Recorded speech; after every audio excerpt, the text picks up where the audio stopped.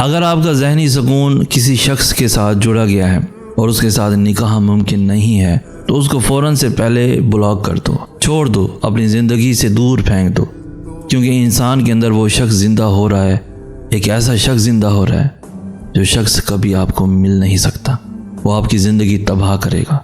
याद रखो, जो शख्स इंसान के अंदर ज़िंदा हो जाता है वो इंसान पूरी ज़िंदगी उसको भूल नहीं पाता।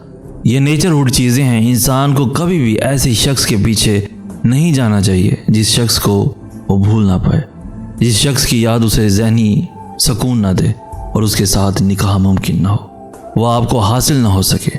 ये बहुत दर्द के साथ फिर आप ज़िंदगी गुजारोगे।